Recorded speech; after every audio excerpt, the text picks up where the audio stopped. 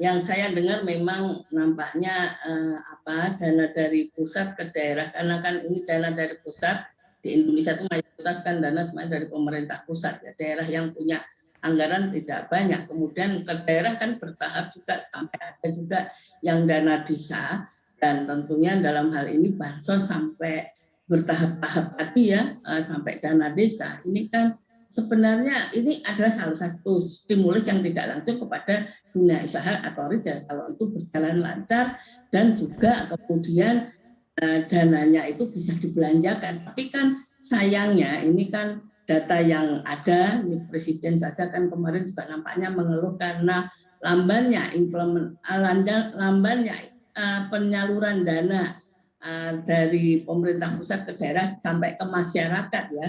Tentunya ini adalah menjadikan tantangan tersendiri karena katanya dari pusat kan sekarang sudah ada kemudahan ya, lebih mudah dibandingkan tahun yang lalu. Tapi memang kalau ada perubahan, kan kita juga tahu birokrat kita ini kan juga tidak mudah untuk kemudian menyesuaikan diri, belum lagi nanti kalau salah terjadi kekeliruan kan tanggung jawabnya juga berat. Dan oleh karena itulah yang saya dengar ini kan karena ada perubahan jumlah tunis lebih mudah, tapi ada perubahan.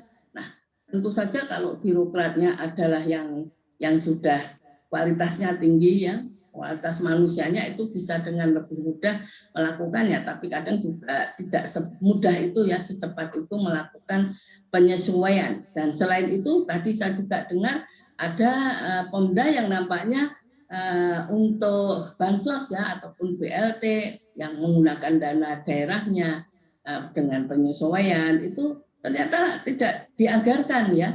Nah ini tentunya perlu penyesuaian tersendiri, karena kalau anggarannya tidak ada, tidak bisa menyalurkan. Nah ini saya kira pemerintah pusat bisa berbicara dan mencarikan solusi terhadap Pemda yang seperti itu, karena ada Pemda yang saya kira dananya kelebihan tapi ada yang kurang. Kita tidak bisa mengeneralisir. Yang kekurangan itu saya kira perlu dicarikan solusinya, tapi yang kelebihan, nah ini tentunya mengapa tidak segera bisa disalurkan, karena tanpa penyaluran berbagai yang banyak ini juga pada akhirnya dampaknya ke dunia usaha dan juga retail. Baik, ini kalau Anda lihat realisasi di daerah, efektivitas penyaluran dana bansos ini seperti apa sih untuk mengantisipasi dampak PPKM? Saya kira begini, paling tidak dengan adanya bansos ya, BLT ataupun berplaskin dan sebagainya, saya kira itu dalam membantu masyarakat bisa memenuhi kewajibannya. Bagi yang mendapatkan pastilah itu menolong sekali, karena dalam situasi kehidupan yang tidak mudah, berat seperti sekarang ini, kalau dapat beras, ada uang bisa membeli beras, membeli lauk pauk, sembako, itu akan menolong sekali. Tapi kan kita juga tahu tidak semua masyarakat itu mendapatkan bansos ataupun miskin dan sebagainya, karena memang jumlah penduduk Indonesia itu kan 200-an juta, dan yang mendapatkan saya kira kalaupun di jumlah-jumlah nggak ada separuhnya ya.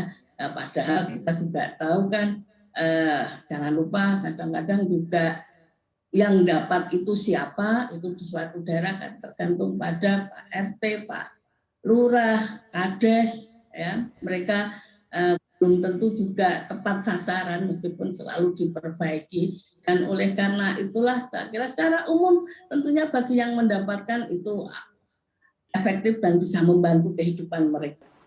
Untuk informasi lebih lengkap dan berita terkait, jangan lupa untuk klik link di deskripsi. Dan jangan lupa juga untuk unduh aplikasi CNBC Indonesia di Google Play Store dan App Store. Dan yang terakhir, jangan lupa untuk subscribe ya.